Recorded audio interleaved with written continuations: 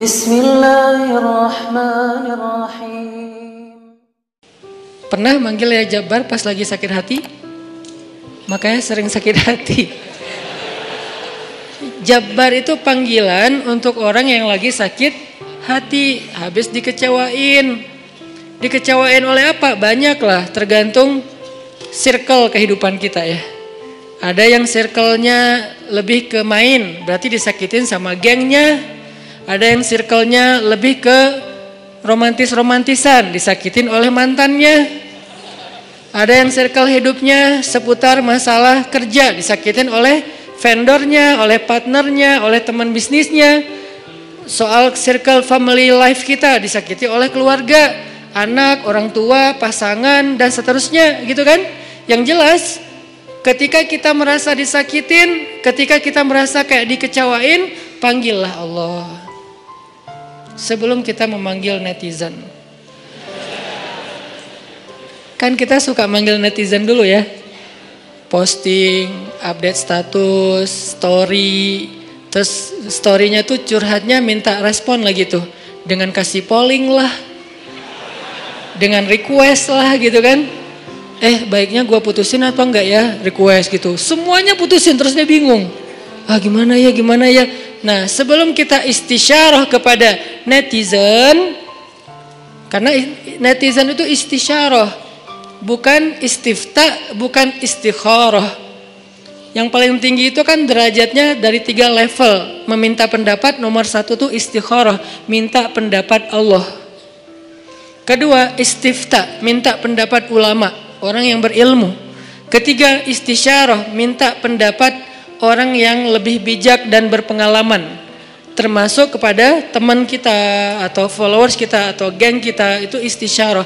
Sebelum kita istisyarah netizen, ya ayyuhal netizen, sebelum kita pakai kalimat itu, atau ya ustaz, bahkan sebelum ustaz, ya kiai, ya syekh, maka ya Allah. Panggil Allah Subhanahu wa ta'ala. Manggilnya gimana Ustadz? Salah satunya selain kata Allah pastinya, karena itu kalimat yang paling mulia, kita juga bisa manggil tematik. Ya Jabbar. Ya Jabbar itu bisa 2. Sebetulnya 3 maknanya Jabbar, tapi yang lebih common tuh 2. 1, dipanggil untuk masalah-masalah yang sifatnya bukan hanya besar, tapi kayak kekuatan. Ya Jabbar, ya Qahar. Arti Jabbar dalam konteks itu yang perkasa, yang memaksa, ya Qahar, yang menaklukkan. Sehingga dipakailah kalimat Jabbar, Qahar, Aziz, kan kata-kata yang nama-nama yang perkasa gitu, untuk doa-doa yang sifatnya biasanya dipakainya dalam kondisi terzolimi. Ini doa-doa orang yang terzolimi.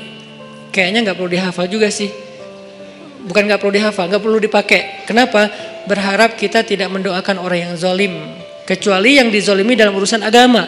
Kalau dizolimi urusan pribadi sih, mending jangan mendoakan orang yang menzalimi. Kenapa? Rugi. Mending doain diri sendiri. Ketika kita punya kesempatan doa kita diijabah, jangan kasih doa itu untuk orang lain, rugi. Walaupun bentuknya mendoakan atas keburukan, tetap rugi. Mending kita pakai buat doain diri kita sendiri. Ya Allah, saya lagi dizalimin, mudah-mudahan. Nah gitu kan, berarti kan kita dapat kebaikan. Ya Jabbar, itu panggilan orang yang sedang sakit hati. Jadi 1 artinya untuk orang yang lagi dizalimi, 1 lagi untuk orang yang lagi hatinya kayak sedih, kayak disakitin. Gak sebesar zalim sih, cuman ya lumayan lah, bikin gak bisa tidur, bikin tumbuh jerawat gara-gara itu gitu kan ya, karena stres.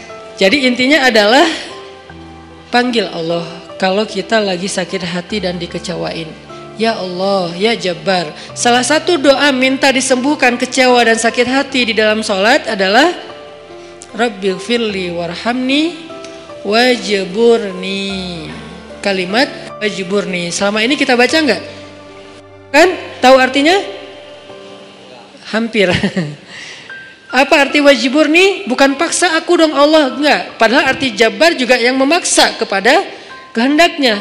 Tapi kalimat wajburni, makna Jabbar di sini makna yang ketiga di antara 3 makna Jabbar, yaitu yang apa? Mengobati sakit hati. Jadi ketika kita berdoa, Rabbighfirli warhamni wajburni warfa'ni warzuqni wahdini wa'afini. Banyak banget ya. Luar biasa kita ya. Wajburni itu artinya kalau kita terjemahin, sembuhkanlah sakit hati saya. Atau bahasa lain juga bisa diterjemahin, hiburlah aku ya Allah, aku lagi sedih nih.